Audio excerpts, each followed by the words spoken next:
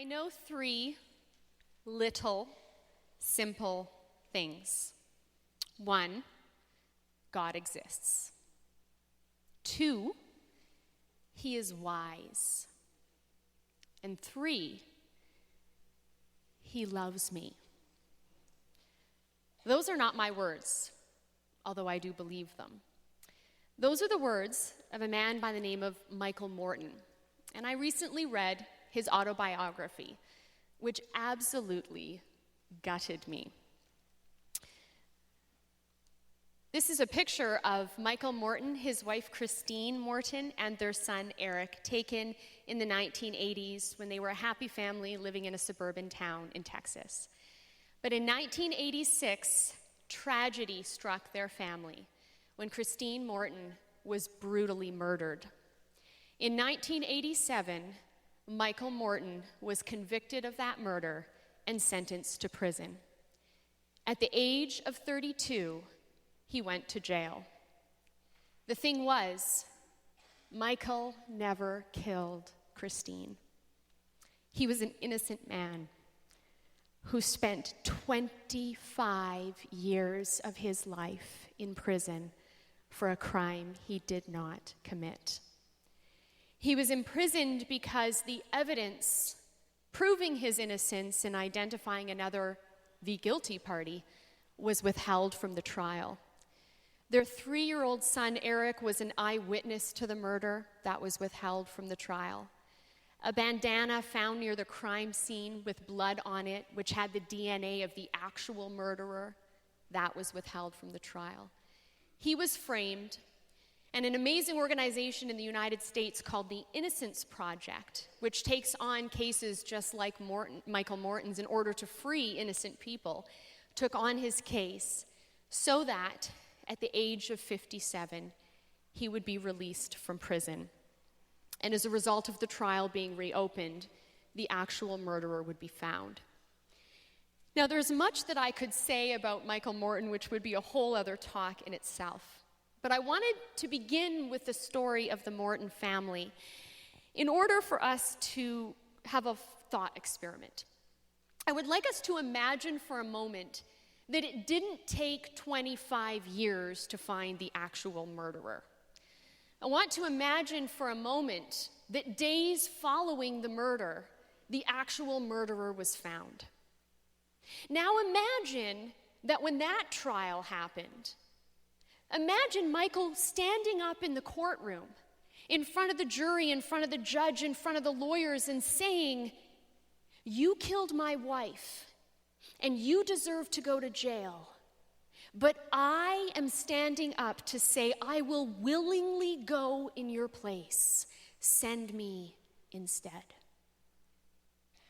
We can't even imagine Michael doing that, nor should Michael even consider doing that if that were to have been the case.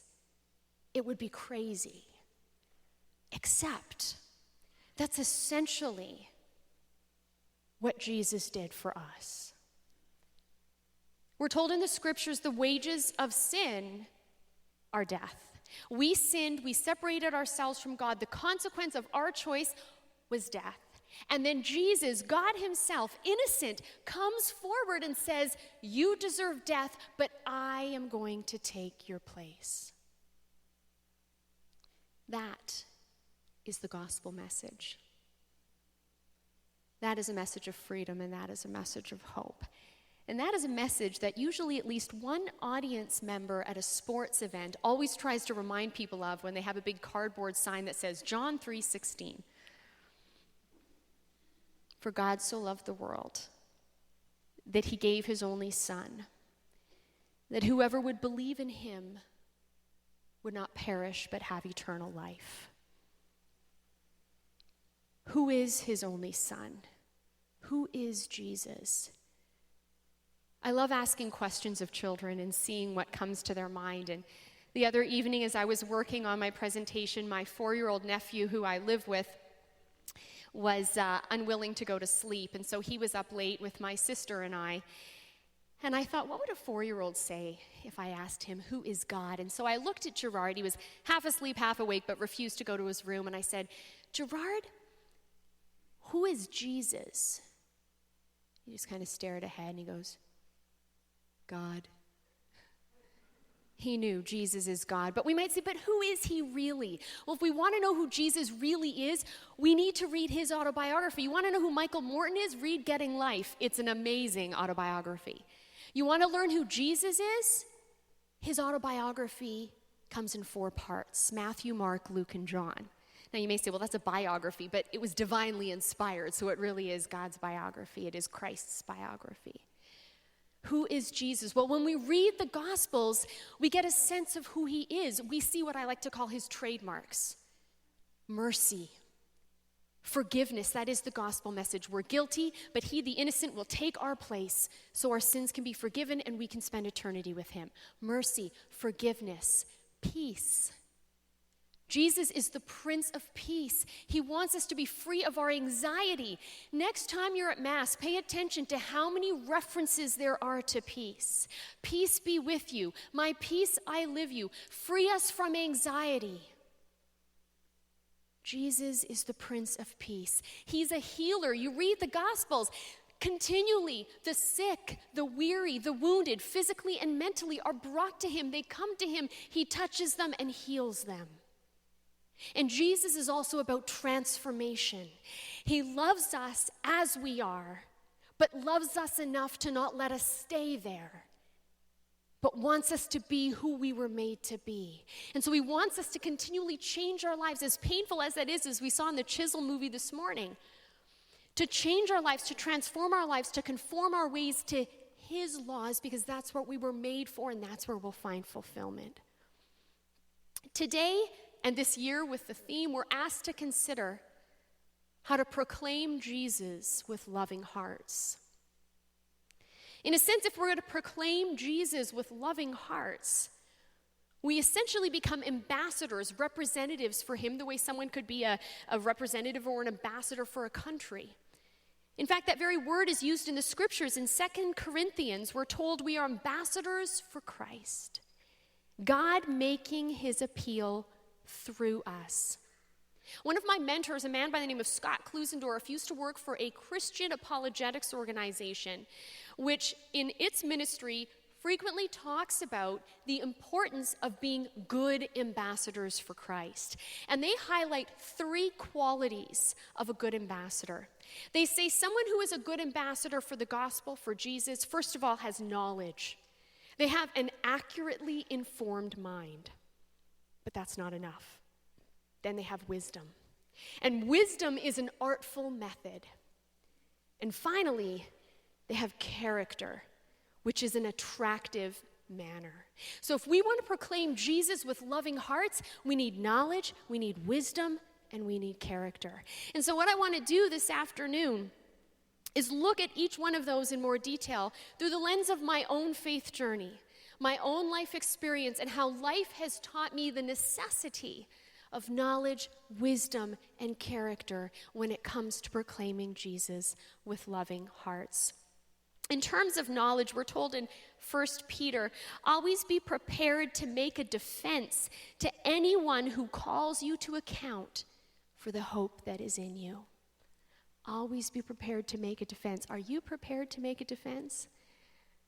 I'm still working on it, but I can tell you that there was a time where I was really unprepared to make a defense. And that was my first year of university.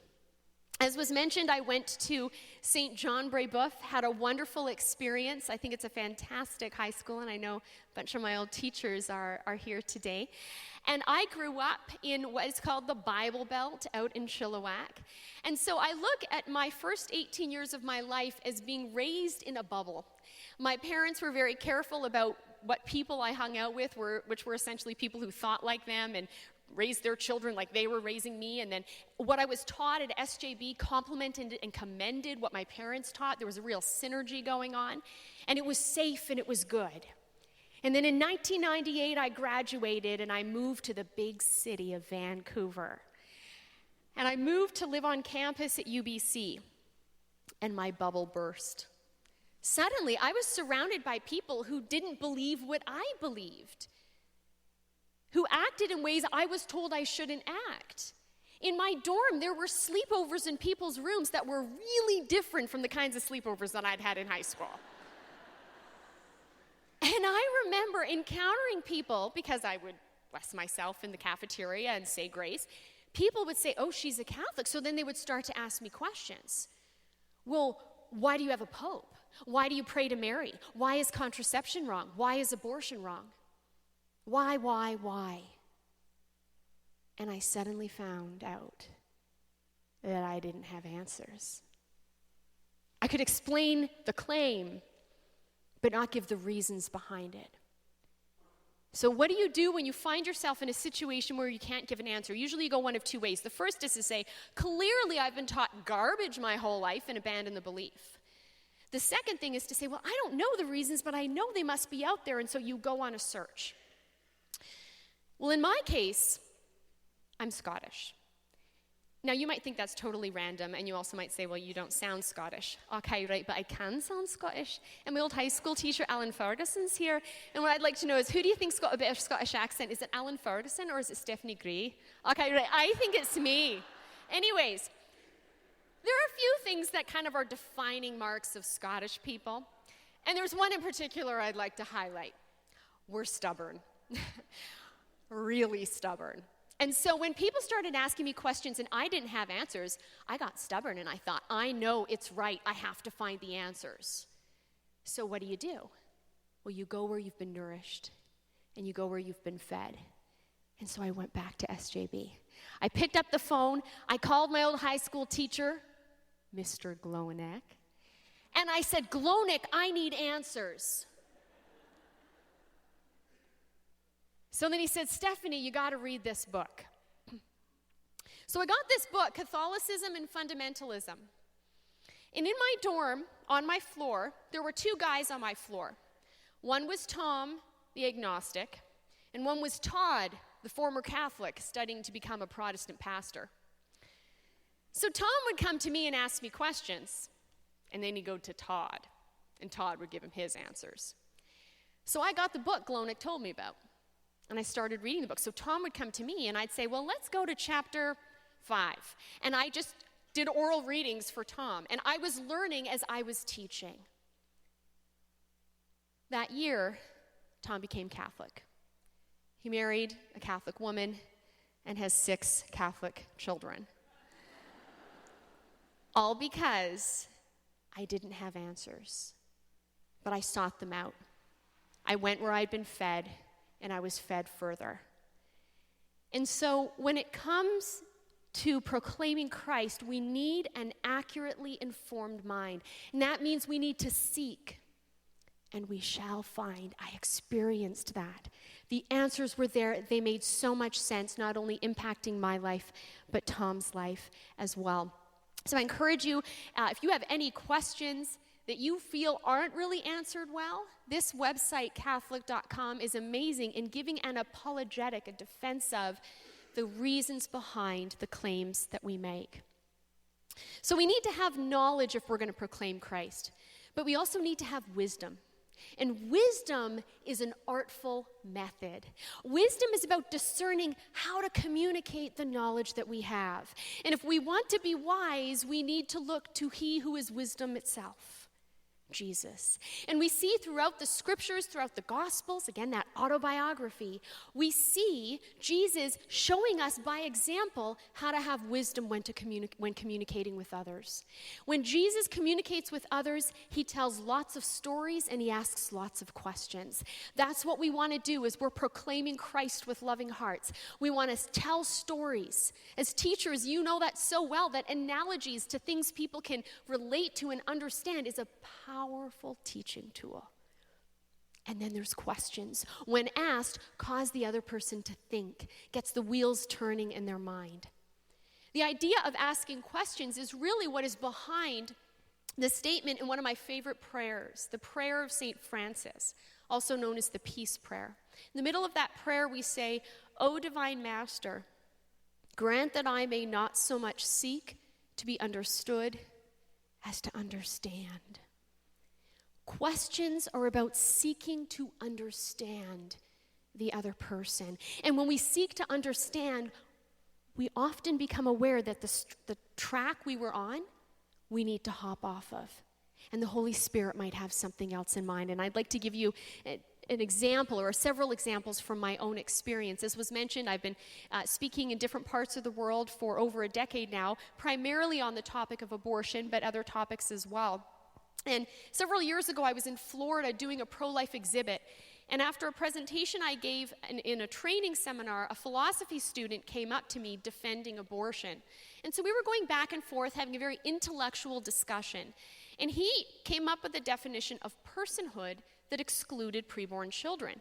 And after we went round and round and round, at one point, I just looked at him and I said, look, in my world, you're safe.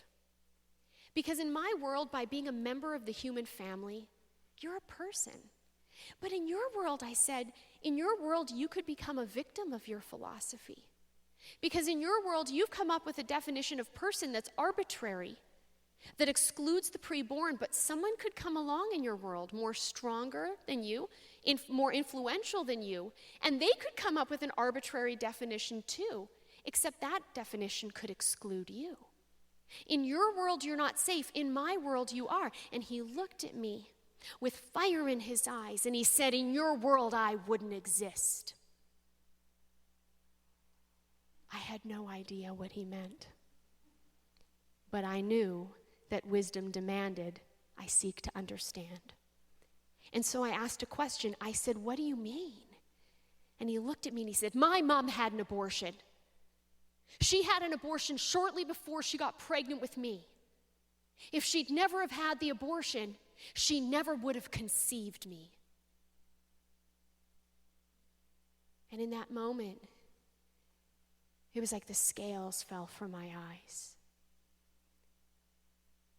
And I thought about the pain he must live with, knowing that his very existence hinges on ending the existence of his sibling. What a painful reality that must be. And in that moment, I realized I had encountered him not to have an intellectual discussion, but to love him, to ask him how his mom was doing, to ask him if he ever thought about that sibling. As I reflected on that encounter, I'm reminded of a book I read called Influence, The Psychology of Persuasion. In this book, there's a simple experiment that is described, imagining 3 buckets of water in front of you. Imagine my left hand is in the left hand bucket of water, which is cold water. I put my right hand in the other bucket, which is hot water. And in between those 2 extreme buckets is another bucket which has lukewarm water. After a few moments, I take my left hand out of the cold water and put it in the lukewarm water. I'm going to think the temperature is what? Hot. Then I take my right hand out of the hot water, put it in the lukewarm water. I'm going to think the temperature is what? Cold. Both of them are actually wrong. Objectively, it's lukewarm. But the previous experience is coloring the present interpretation. And I realized that discussion I'd been having with that student was being impacted by his life experience. And if we want to truly win people, we need to seek to understand those people and allow their stories and their pain to be heard. I saw that in another experience in my work a few years ago. A Catholic physician contacted me. A patient of hers was just a few days shy of the 20th week of pregnancy, halfway through. And she had had an ultrasound done and found out that she was pregnant with a baby girl. And so she came to this Catholic physician to inform her that she wanted a sex-selective abortion because she did not want a girl. And this doctor called me asking for advice for how she could make sure she wasn't at all involved with this abortion. Did she have a legal right not to be? Yes, she did. And how she could try to dissuade this patient. And so I spent time compiling resources, talking to her on the phone, connecting her to a Mandarin-speaking physician in the city that she lives in that I knew. They met that night, shared resources, and she planned a whole bunch of information to share with her patient the following day. And when that doctor got back to me about how that encounter went, she shared with me that she was praying the night before the meeting with the patient. And in her prayer, she really felt God saying to her, "Let this woman know how much I love her." And so she went into the meeting. Patient came to her office, and she sought to understand, why do you want the abortion? And what came out was something this physician had never discovered about her own patient. That this woman was raised in a home in which she was taught that her life was meaningless because she was a girl. She was often forced into a tiny closet, which was then locked up. And she was deprived of food and of water and of the toilet. And then when it got really cold outside, her parents opened the door and pushed her out. This woman didn't want to kill a little girl. She wanted to spare a girl the kind of suffering that she herself had faced. That's what happens when we seek to understand. We realize where the person is coming from, and we start to address that, helping the person see that the choice that they're going to make isn't going to undo the trauma they experienced. And because they experienced a trauma, it doesn't mean the victim will become a victimizer. They can choose another way. And this patient said to the doctor that she felt for the first time in talking with this physician that she met someone who truly cared about her. And several months later, a baby girl was born. And that woman and her husband expressed to this physician how grateful they were for her love. "O divine Master, grant that I may not so much seek to be understood as to understand."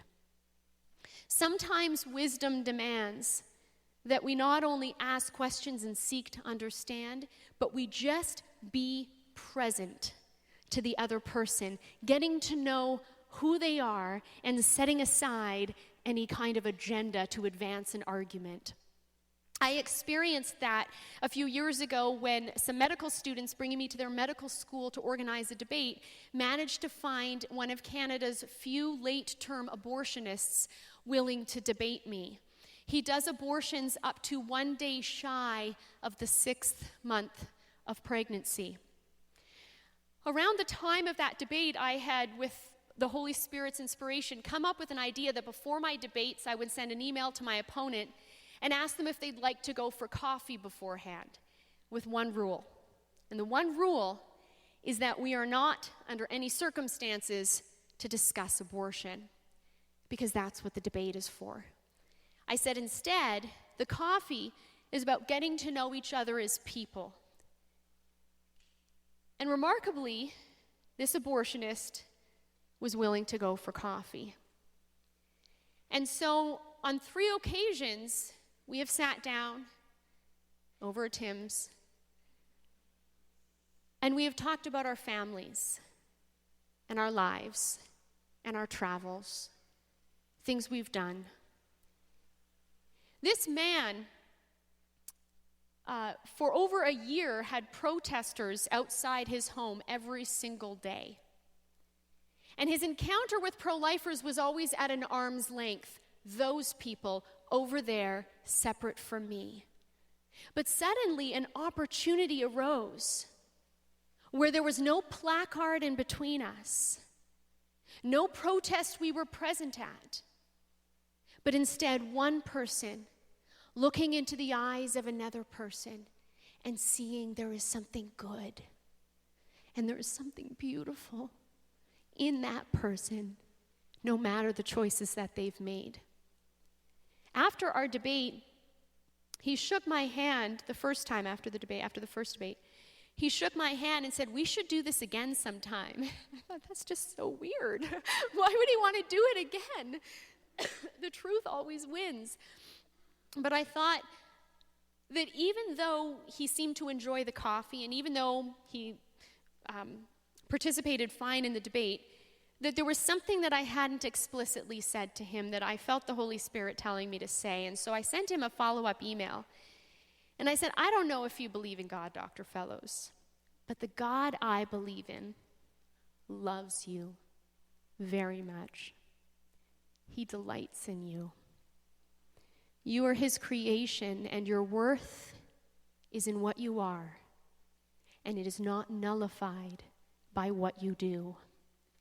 His love is so great that when we fail at living up to our dignity, when our actions betray who we are, he will forgive us when we ask, and he will help us to change. So wisdom is that artful method that tells us to tell parables, to ask questions, to seek to understand, and to just meet someone where they're at, look into their eyes, realizing that you're looking into the face of Christ. Finally, if we're to proclaim Jesus with loving hearts, we need character. And character is an attractive manner. Character is about ensuring everything about who we are and how we come across complements and commends our message. What's our message? Back to who is Jesus. He's merciful, he forgives, he heals, and he transforms. He doesn't want people to stay as they are. He loves us there, but he wants us to become better. He wants us to be better than we are right now. He wants us to be transformed. And that means if we're to have that attractive manner, our actions have to be consistent with our claims as Christians. And it's not always easy to do that. And I found myself in a great moral dilemma in my first year at UBC. See, years ago, I had great plans not to become a public speaker, but to become a famous actress. And in my final year at SJB, I did extra work on X-Files and a Sunny Delight commercial and thought I was going to go to Hollywood. So when I went to UBC, I thought, well, I'm going to do theater. And I did an audition, a general audition, and I got accepted to only one play. And I knew that this was my chance to make it into the theater program, and so I accepted the acceptance. And then I read the script. And I realized you should read the script before you accept the part. And so there was some content in the script that I felt went against my Catholic beliefs. And I found myself in a dilemma thinking, I want to be in this play. I need to be in this play. It's the only way I'm going to advance my plans to do theater and act. But part of this play just doesn't jive with my beliefs. What do I do? And I wrestled, and I didn't want to back out. But the more I thought, the more I prayed, the more I consulted wise spiritual directors, I thought, I can't do this. And then I heard about a pro-life conference coming up in Eastern Canada that was scheduled to be the exact same weekend as the dress rehearsal of the play. And I took that as my final sign that I should back out of this play, because if I do, I'm doing the right thing, and I'm free to go to the conference. So I did. And the conference changed my life. And it was there where I heard a pro-life speaker who said, there are more people working full-time to kill babies than there are working full-time to save them. It was like in that moment, the Holy Spirit grabbed my heart and the heart of my friend, Athena, and the two of us looked at each other and said, we have to work full-time in the pro-life movement. So doors started closing in the direction of acting and opening in the direction of speaking. And in 2002, when Athena and I graduated, we both pursued full-time pro-life work. She's now a sister with the Sisters of Life, Athena McCapigal, Sister Antoniana, graduate of STA.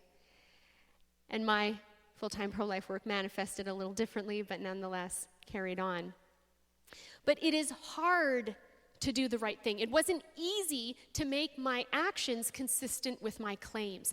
And so if we're going to have that attractive manner, that character, we need to exercise our non-physical muscles of discipline and of doing the right thing. And so one little recommendation I want to make for you is what I do every morning. I think about things that I consume in a day, and there's 3 in particular: coffee, tea, and 85% dark chocolate or gummy bears. And so each morning, I close my eyes and I put my hand in this box and I say, Lord, whatever sacrifice will help me grow in holiness and discipline, please help me pick it. And I pull out a piece of paper. And you watch, the day you are scheduled to go to a tea room with your girlfriends, that's when you get tea. And the day you're going to a baby shower is probably when you're going to get no sweets. But here's why I recommend this. Because in our moral lives, we're going to find ourselves in situations where we want one thing, the desire is there, but the will says, no, I shouldn't do that. So we have to practice before those moments. There's nothing wrong with coffee, tea, or dark chocolate. But it is a desire I have, and if I say no to that desire, I am exercising that non-physical muscle so that in moments where I do need to make a decision, where my will overrides my desire, I have an increased odds of doing that. Not only will character come from a life of discipline, but it will come from a life of prayer. One of my former spiritual directors recommended this phenomenal book called The Soul of the Apostolate, which talks about how prayer is really at the heart of our apostolic activity, of our ministry work, of your teaching vocation. Any action you do really needs to spring from the place of prayer, which James spoke so beautifully about. And there's an image given in this book by St. Bernard who says we are to be reservoirs and not channels. A reservoir, or channel rather, water flows through really quickly. A channel does that, but a reservoir is very different. A reservoir fills up and the excess overflows. Analogously, the channel is like the busy person doing, going, never taking time to pray. But instead, we who are busy need to slow down, need to stop, be still and know that God is God. Allow ourselves to be filled and let that excess overflow into our ministry work. But that can be difficult because there are times where we don't see the big picture. I don't know if any of you, I think it's cross-stitch. I don't cross-stitch, but I know the concept. Anyways, you can have a great picture on one side, but this is the back side. And you're like, why would anyone put that on their wall? Well, they don't put that side out. They put the actual pretty picture side. But here's the point. God sees both sides. We don't see the picture. We see the back side. So we can sometimes feel like, my life is a mess. Like, what are you doing, God? But he knows because he sees the other side. It is so important that we maintain communication with God every day. Several times a day. It doesn't have to be long, but we acknowledge his presence, even when it's hard. And I experienced the importance of acknowledging God's presence and praying to him, communing with him, a year and a half ago, the importance of this when I lived in Ontario. This is a picture of the view from the bedroom of the home that I used to live in. I am friends with a Ukrainian Catholic priest and his wife, and before I scandalize anyone, within our tradition, the Byzantine tradition within the Catholic Church under the Pope allows for men to become priests if those men are married. And so Father Roman and his wife have 6 grown children, and they knew I was moving to Ontario. Their kids have moved out, and they said, why don't you live with us for the time that you're here? And so I lived in their rectory house. They're like second parents to me. And this beautiful view of their church, all wood, onion-domed, a Ukrainian Catholic church, was what I saw every morning, every evening when I looked at my window. Absolutely breathtaking. To give you a sense of the beauty of St. Elias, I'm just going to play a short video.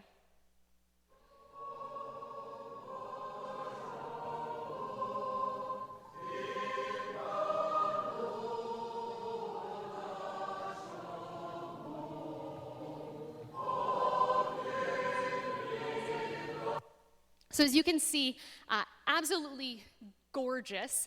It took 10 years for an iconographer from the Ukraine to complete all that iconography. There is no electricity in the sanctuary. The church is lit only by sunlight streaming through the windows and beeswax candles. It looks beautiful, it smells beautiful, incense used, absolutely heaven on earth. But on April 5th, 2014, my world and the world of the parishioners of St. Elias was shattered. I woke up Saturday morning to this, which quickly turned into that, and that. And that was my view the next day. I tell you this story to reinforce the importance of communing with God and praising God even in the difficult times. Because after that happened, within hours of the fire, people were flocking to the rectory. We had probably 200 people packed into the house. And Father Roman came out of his office, having watched the church that he spent his whole life raising money for and building from nothing into what it was, watching it burn to the ground. He came out of his office with the deacon and the cantor, and he started handing out papers, and he said, "We are right now going to have a service of thanksgiving, because we're going to thank God for the 25 years we did have with the church." And he started the service off with a passage from Job. The Lord gives and the Lord takes away. And we all had to reply, "Blessed be the name of the Lord." And he said a second time, "The Lord gives and the Lord takes away." And we said, "Blessed be the name of the Lord." And a third time, "The Lord gives and the Lord takes away. Blessed be the name of the Lord." Father Roman taught me to never stop communicating with God, even when life is tough. And that became very real this past year. On April 5th, 2015, 1 year to the day of the fire, the desire of my heart came true. And after longing for so many years to get married, I was proposed to, and I said yes. But 2 months later, we broke up. And when I went to the Adoration Chapel at St. Anthony's in Marpole, where I used to go when I lived in that area 10 years ago, when I went that night, after sobbing like I'd never sobbed before, I stared at Jesus in the Adoration Chapel, and he stared at me. And I thought, what am I going to tell everyone? And then the fire came to my mind, and Father Roman came to my mind. And I thought, the Lord gives and the Lord takes away. Blessed be the name of the Lord. I was very peaceful in that chapel. And I wish I could tell you that for the past 3 months I had maintained that heavenly peace. But I haven't. In fact, I recently experienced the darkest experience of my life, where I didn't feel God. And I got very angry at God. And I want to tell you this because that is the human experience. And you and your students at some point in life are going to experience suffering and hardship. And in those moments, Satan wants us to stop communicating with God. And I want to tell you what carried me through the darkest time of my life. One, I brought the darkness into the light, and I told my spiritual director everything going on in my head and how mad I was at God. He's out of the province, so I also met with my other former spiritual director, Father James Hughes. I had coffee with him. Priest should get an award for dealing with sobbing women. But I told Father James exactly how angry I was because Satan wants to keep all that in the darkness, and we have to bring it into the light. And then I was lamenting to Father, and I said, yeah, and then I got this angry at God, and I thought this, and then I felt guilty. And then Father James compassionately looked at me, and then he said, "You know, Stephanie, you know what we Catholics do when we feel guilty." And I just looked at him, I'm like, what? He goes, "We go to confession." Now, don't ask me why I didn't go to Father there. But then I decided, which is my second point, go to confession, embrace the sacraments. I went to a different church, went to confession, and let's just say the priest wasn't so compassionate the way Father James had been, and I didn't have the best confession experience of my life. I almost wanted to start guiding the priest and be like, "Could you be a little nicer, Father?" But I didn't, because I know two things. I was sorry, and he absolved me. I tell you this because you yourselves may have experienced a time where you went to confession and you didn't like what the priest said, or you didn't like how he treated you, and you stopped going. Don't stop going. Because if you're sorry and if you're absolved, It doesn't matter how you feel as you interact with the priest. So when we go through hard times, we go to confession, we embrace the sacraments, we bring what's in darkness into the light, and we continually communicate. There have been days where I could not say the rosary. I could not say the Our Father or the Hail Mary, but let me tell you what my prayers were, and God is very happy with those prayers. Help. Literally, that's it. Help. That is a prayer that delights God. Abba. There have been days where all I can repeatedly say is Abba. Jesus, the name, over and over again. As was up on the PowerPoint, Father James said to me, be like the centurion who said, Lord, I believe, but help my unbelief. That is a prayer. The blind man who cried out to Jesus, Lord, that I may see. These are all prayers. And so if you find yourself in a dark place where you're angry at God, don't stop going to church. Get at the back, sit down, cross your arms, look at him and say, God, I'm angry at you. That's communicating. And the toxic thing to any relationship is a breakdown of communication when we stop talking. So keep talking, even if the talking is different. Keep going to Mass. Keep going to confession. And when you enter into that life of continual prayer and discipline, then you will have that character needed to proclaim Jesus with loving hearts. You will have that attractive manner. To wrap things up, I'd like to end where I began. I told you about what caused Michael Morton to be unjustly put into prison. I'd like to share with you an encounter he had the day he was freed from prison. After taken to the courtroom where the judge set him free, the lawyers that had helped him were all around him and about to drive him to a celebratory dinner. And in his book, Michael writes the following. We piled into my brother-in-law's truck and were pulling out of the parking lot when I saw Barry, one of the lawyers, walking towards us, holding a woman by the arm. She was crying. She had been on my jury. She was a former high school teacher who for 25 years had told her students how she'd done her civic duty and sent me to prison. Now she knew that everything she had believed for so many years was wrong. This poor soul was standing outside our truck, tear-streaked and aching with remorse. My lawyers were eager to get me out of there, and frankly, I was ready to get on with my life. Still, I felt I couldn't just leave her.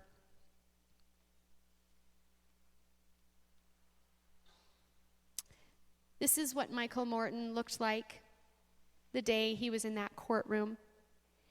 And I'd like you to look at his face as I read you the rest. I couldn't just leave her because I knew too well what it was like to hurt all alone. I reached out the window and did the only thing I could do at that moment. I cupped her cheek in my hand and I tried to reassure her that it was okay, that I understood, that it wasn't her fault, and that it was time we all began putting our pain behind us. How is it possible for Michael Morton to be so merciful and so forgiving? Because he was attached to the source of mercy itself.